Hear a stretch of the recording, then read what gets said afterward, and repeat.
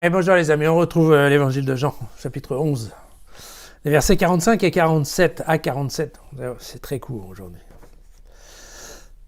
Beaucoup de ces juifs qui étaient venus auprès de Marie et qui avaient vu ce que Jésus avait fait crurent en lui. Mais d'autres s'en allèrent trouver les pharisiens et leur racontèrent ce que Jésus avait fait. Alors les grands prêtres et les pharisiens réunirent un conseil et ils dirent « Que faisons-nous ? Cet homme opère beaucoup de signes. »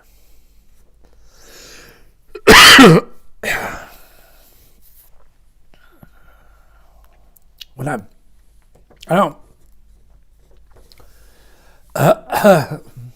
tout d'abord, il est bien important de comprendre que le chapitre 11, c'est la résurrection de Lazare. D'accord ? Donc, le dernier signe avant la passion, c'est Jean. Donc, la Marie dont on parle, c'est bien la Marie, la sœur de Lazare et de Marthe. D'accord ? Ça n'a rien à voir avec la Vierge Marie. Bien. Si...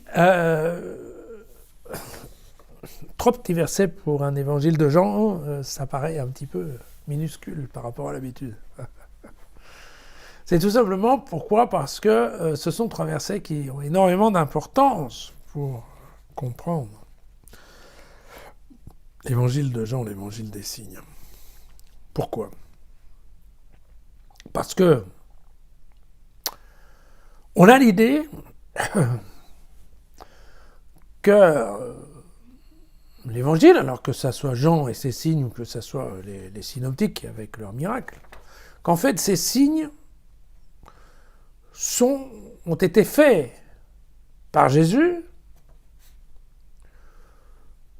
pour faciliter la foi. Si vous voyez mes miracles et que vous croyez dans mes miracles, à ce moment-là, vous allez croire en moi et vous allez croire dans la vraie foi, c'est-à-dire qu'effectivement, je suis le Fils de Dieu. Or, c'est vrai que quand on lit ça vu de loin, on se dit, bon, quand même, Lazare, un chapeau, quoi. Je veux dire, surtout quand on a une culture dans laquelle on sait que qui est capable d'arracher l'homme à la mort terrestre, il n'y en a qu'un, c'est Dieu. Donc si Jésus récupère la vie de Lazare, par transitivité, il n'y a pas de doute. Hein. Jésus est Dieu. D'accord. Bien. Qu'évidemment, ça, c'est une manière de penser et de se laisser convaincre, parce qu'encore une fois, vu l'énormité du signe ou du miracle, on a l'impression qu'il faut vraiment être de mauvaise foi pour ne pas croire, quoi. Et en fait, c'est ça ce qui est intéressant dans l'évangile de Jean, c'est que les signes, ce ne sont que des signes. Et à la sortie de ce signe, il y a des gens qui croient, il y a des gens qui ne croient pas. Et, on l'a vu l'autre jour, hein, cette mission d'auto-révélation que Jean nous rapporte, ça a foiré en fait. Il y a eu très peu de gens qui ont cru. La plupart des gens n'y ont pas cru. Alors, attention, ils ont probablement tous cru qu'effectivement Lazare était revenu à la vie. Mais c'est pas pour autant qu'ils ont cru que Jésus était le Fils de Dieu. Vous voyez ? C'est dans ce sens-là que ça ne marche pas tout le temps. Et que voir, ça ne marche pas très souvent.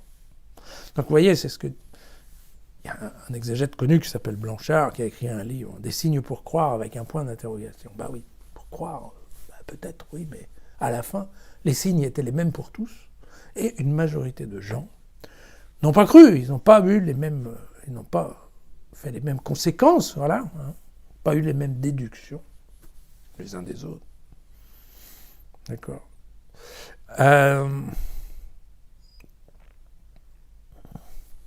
Et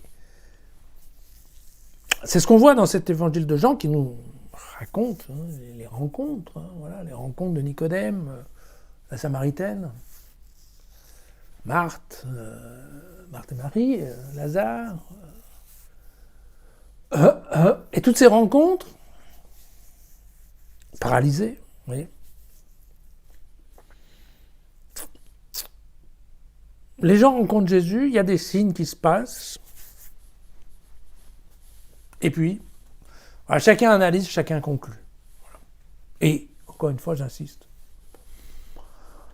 c'est pas la majorité qui a conclu qu'effectivement, même si Jésus faisait des choses que seul Dieu est supposé faire, et ben même comme ça, ils n'ont pas reconnu que Jésus était Dieu. Voilà.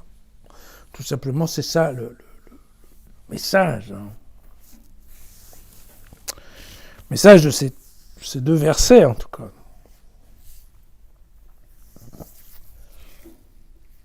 La dernière phrase, on le voit bien. Hein. Les grands prêtres et les pharisiens, en conseil, voilà.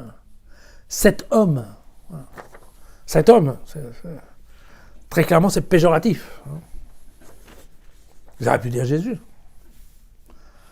Vous auriez pu dire ce prophète. Non, cet homme. Et cet homme, c'est dit comme étant... Voilà. Si vous aviez l'intention de croire à la divinité de Jésus, non, cet homme. Donc, on comprend bien, là. Les Juifs insistent, ça fait mal. C'est cet homme, son humanité. Nous, on ne croit pas dans sa divinité. On ne garde que l'humanité de Jésus. Voilà. Et vous voyez que par rapport à ces notions hein, de double nature, nature divine, nature terrestre, eh bien, on se rend bien compte que, voilà, beaucoup de gens, évidemment, dans l'ambiance juive autour de Jésus, eh bien, beaucoup de gens n'ont absolument pas cru à la nature divine. Voilà. C'est pour ça que c'est intéressant, parce que à la fin de ce passage sur Lazare, voilà, ça fait partie des constructions que Jean aime bien faire, en fait. Hein, c'est que Lazare est passé de la mort à la vie, grâce au geste de Jésus. Mais en même temps, Jésus, lui, va passer de la vie à la mort, à cause de ce même geste, qui va être, selon Jean, dans l'évangile de Jean, le déclencheur de la passion, donnant la croix et la résurrection. Voilà. Aujourd'hui, c'était plus facile, non? Allez, à demain.